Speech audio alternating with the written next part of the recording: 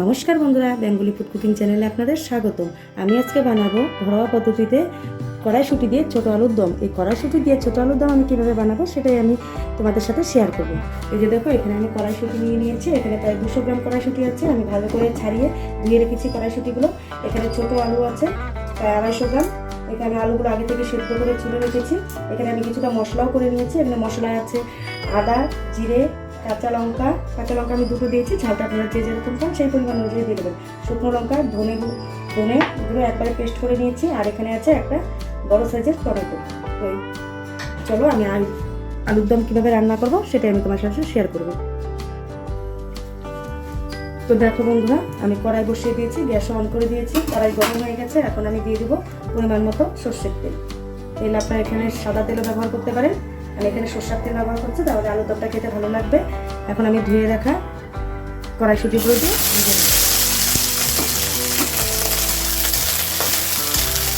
কড়াইশুঁটিগুলো একটু ভালো করে ভেজে নেব। তো বন্ধুরা, কড়াইশুঁটিগুলো ভাজা হয়ে গেছে। এখন আমি একটা পাত্রে নামিয়ে নেব। আর বন্ধুরা, ভিডিওটা কিন্তু শুরু থেকে শেষ পর্যন্ত দেখবেন, খুব ভালো লাগবে। আর এইভাবে অবশ্যই কড়াইশুঁটি দিয়ে ছোটো আলুর দম রান্না করে খাবেন, দেখবেন খুব ভালো লাগবে। আর ভালো লাগলে অবশ্যই একটা লাইক করুন, শেয়ার করুন আর সাবস্ক্রাইব করুন। কড়াইশুঁটিগুলো আমি নামিয়ে নিচ্ছি। নামিয়ে নিয়ে আমি সেদ্ধ করে রাখা আলুগুলো নামিয়ে নিলাম। এখন আমি সেদ্ধ করে রাখা আলুগুলো দিয়ে দেবো। তার আগে আমি একটু সামান্য পরিমাণ তেল দিয়ে দিচ্ছি।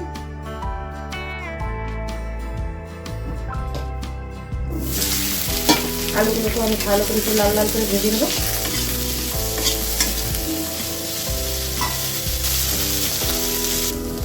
তো দেখুন বন্ধুরা, আলুগুলো ভাজা হয়ে গেছে। এখন আমি একটা পাত্রে নামিয়ে দেবো। নামিয়ে নিয়ে আমি ফোড়ন দেবো।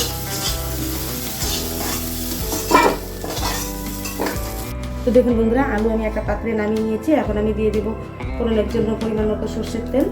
তেলটা আপনারা যে যেরকম খান সেই পরিমাণ অনুযায়ী দিয়ে দেবেন। দিয়ে দিচ্ছি দুটো শুকনো লঙ্কা, দিয়ে দিচ্ছি একটা তেজপাতা আমি ছিঁড়ে দিয়েছি। আর দিয়ে দিচ্ছি গোটা জিরে।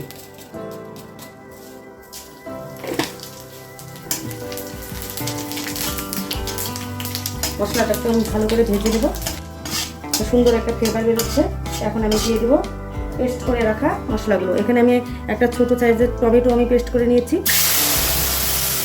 মশলাগুলোকে আমি ভালো করে ভেজে নেব, তাহলে মশলার যে একটা কাঁচা গন্ধ, সেই কাঁচা গন্ধটা থাকবে না। দিয়ে দিচ্ছি পরিমাণ মতো লবণ। এখানে দিচ্ছি 1/2 চামচ হলুদ গুঁড়ো। দিয়ে এখন আমি সবগুলোকে ভালো করে নেড়ে ভেজে নেব। তো বন্ধুরা, আমি দিয়ে দিচ্ছি এখানে কেটে রাখা একটা বড় সাইজের টমেটোটাও আমি ভালো মশলার সাথে ভেজে নেব।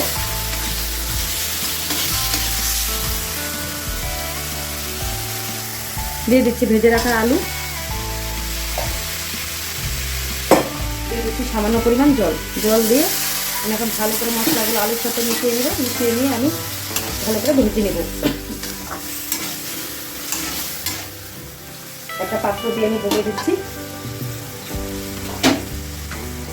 এভাবে আমি 1 মিনিট ঢেকে রাখবো।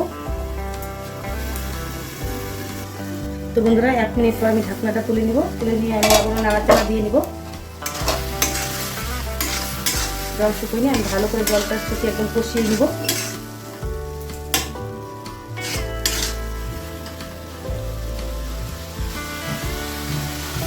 তো দেখুন বন্ধুরা, কষানো হয়ে গেছে। এখন আমি দিয়ে দেবো ভেজে রাখা কড়াইশুঁটিগুলো দিয়ে ভালো করে নাড়াচাড়া করে নেবো। নিয়ে আমি জল দিয়ে দেবো।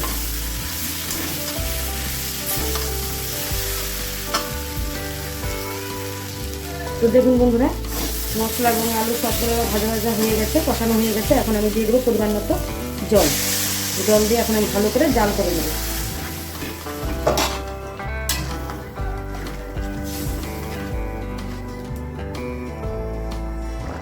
তো বন্ধুরা, ঝোল যখন জাল করা হয়ে গেছে, এখন নামানোর আগে আমি দিয়ে দেবো এখানে 1/2 চামচ গরম মশলা। দিয়ে দিচ্ছি সামান্য পরিমাণ চিনি। আর দিয়ে দিচ্ছি সামান্য পরিমাণ ঘি। কারণ নিরামিষ রেসিপিতে ঘি, গরম মশলা, চিনি না দিলে খেতে ভালো লাগে না। এখন আমি সবগুলোকে একসাথে মিশিয়ে নেব। মিশিয়ে নিয়ে একটা পাত্রে নামিয়ে নেব। আমি এরকম অবস্থা একটু ঝোল অবস্থাতেই নামাবো, কারণ আলু ঠান্ডা হয়ে গেলে শুকিয়ে যায়, ঝোলটা কষে যাবে একদম। তাই আমি এই অবস্থাতে আমি নামিয়ে নেবো। অবশ্যই বাড়িতে বন্ধুরা এইভাবে কড়াইশুঁটি দিয়ে আলুর দম রান্না করে খাবেন, দেখবেন খুব ভালো লাগবে। ভালো লাগলে অবশ্যই লাইক করুন, শেয়ার করুন আর সাবস্ক্রাইব করবেন। এরকম আলুর দম পরোটা, রুটি, ভাত কিংবা লুচি সব কিছুর সাথেই খেতে বেশ লাগে। অবশ্যই বাড়িতে বানিয়ে খাবেন। বন্ধুরা আমি এখন একটা পাত্রে নামিয়ে নেব। তো দেখুন বন্ধুরা, কড়াইশুঁটি পেঁয়াজ ছোটো আলুর দম আমি একটা পাত্রে নামিয়ে নিয়েছি। কেমন হয়েছে অবশ্যই একটু কমেন্ট করে জানাবেন। আর অবশ্যই কিন্তু বন্ধুরা এইভাবে কড়াইশুঁটির কচুরি বাড়িতে রান্না করে খাবেন, দেখবেন খুব ভালো লাগবে। ভালো লাগলে অবশ্যই একটা লাইক কমেন্ট শেয়ার করবেন আর সাবস্ক্রাইব করবেন। Thank you for watching this video.